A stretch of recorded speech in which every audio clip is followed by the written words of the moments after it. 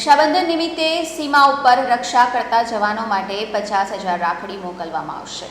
શહેરના શિક્ષક દ્વારા દર વર્ષે 2015થી ઇન્ડો ચાઇના અને ઇન્ડો પાકિસ્તાનની સરહદ ઉપર તૈનાત આર્મીના જવાનોને રક્ષાબંધન પર્વ નિમિત્તે રાખડીઓ મોકલવામાં આવે છે। ત્યારે આ વર્ષે પણ કારગિલ, સિયાચિન બટાલિયન, ગલવાન સહિત અન્ય સરહદ પર તૈનાત વીર જવાનો માટે 50,000 જેટલી રાખડીઓ મોકલવામાં આવશે। જે સંદર્ભે સંજય બચ્છાએ જણાવ્યું હતું કે 2015માં મેં મારા વિદ્યાર્થીઓ સાથે મળીને માત્ર 75 રાખડીઓ મોકલી આ કાર્યની શરૂઆત કરી હતી, જેમાં પછીથી શહેરની સંસ્થાઓ, શાળાઓ અને બહેનો જોડાતી ગઈ। વિધિવત રાખડીઓની પૂજા કરી તેને ત્રિરંગા કલરના બોક્સમાં પેક કરી તેમજ તેમના દીર્ઘ આયુષ્યની મનોકામના સાથે દર વર્ષે તેમને રાખડીઓ મોકલીએ છીએ।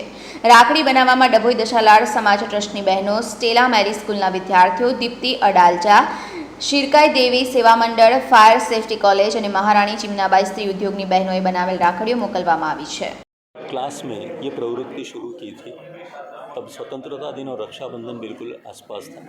तब मैंने लड़कियों को कहा कि आप मुझे राखियाँ दीजिए और लड़कों को कहा कि आपके दिल में सैनिकों के प्रति जो कुछ भावना है वो शब्दबद्ध कीजिए हिंदी या अंग्रेजी में।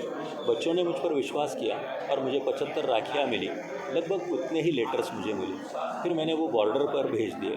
अब रक्षाबंधन के दिन मेरी 3 लड़कियों को फ़ोन आए बॉर्डर से, उसमें से एक मेरे साथ अभी भी है, ध्वनि पटेल। और फिर उसको तो सम्मानित, वो बिल्कुल खुद को सम्मानित महसूस करने लगी। और फिर 10 दिन के बाद 3 लड़कियों को लेटर भी आए और 3 हफ्तों के बाद मुझे एक बड़ा सा इन्वेलप आया। उसमें जो राखियाँ और ख़त मैंने भेजे थे तो वो ख़त वापस आए, मगर हर एक ख़त को वहाँ से एक एक सैनिक ने जवाब लिखा था। और फिर एक सीडी थी, सीडी में वही राखियों के फोटोग्राफ्स थे और उन्हीं राखियों के साथ रक्षाबंधन कैसे किया जाता है, वहाँ पे मनाया जाता है, वो फ़ोटो थे। फिर दूसरे साल से जो मेरे भूतपूर्व छात्र हैं उन्होंने कहा कि सर आप हमें कैसे भूल गए। फिर मैंने कहा कि इस साल से हम ओपन टू ऑल करेंगे। फिर दूसरे साल 2200 राखियाँ मैंने भेजी, तीसरे साल 5,500 राखियाँ, ये बढ़ता गया 10,000, 14,000, कोरोना में भी 12,000 राखियाँ हमें मिली। और इस साल 50,000 से ज़्यादा राखियाँ हम बॉर्डर पे भेज रहे हैं। और ये राखियाँ जो है स्कूल के बच्चे तैयार करते हैं, बच्चे ग्रीटिंग्स तैयार करते हैं और ख़ुद को जो फीलिंग्स है वो भी महसूस करते हैं।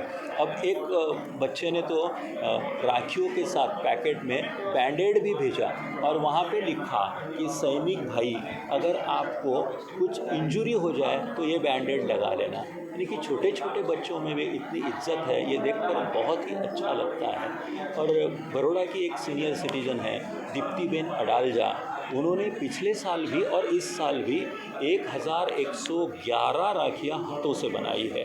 तो ये देखकर बिल्कुल आई फील ऑनर्ड। ये राखियाँ जो है ये भारत पाकिस्तान सीमा और भारत चाइना सीमा पर जाएगी। ये बिल्कुल माइक्रो प्लानिंग होता है। रक्षाबंधन के 4 दिन पहले ये राखियाँ वहाँ पहुँच जाती है। तो ऐसा भी होता है कि घर से भी राखियाँ नहीं आती मगर अपनी राखियाँ वहाँ पहुँच जाती है। कारगिल, द्रास, बटालिक, सियाचिन, गलवान और फिर चाइना बॉर्डर पर भी अलग अलग जगह पर ये राखियाँ सीधी बॉर्डर पर मैं भेजता हूँ पोस्ट के ज़रिए। और रक्षाबंधन के दिन वहाँ से हज़ारों फ़ोन कॉल्स या मैसेजेस बहुत सारी बहनों को आते हैं।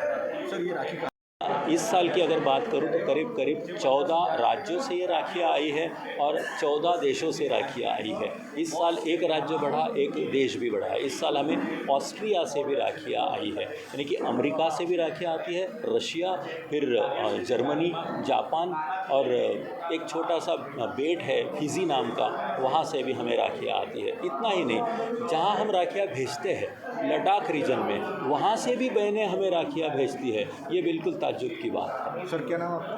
संजय बच्छाव और मैं शिक्षक हूँ।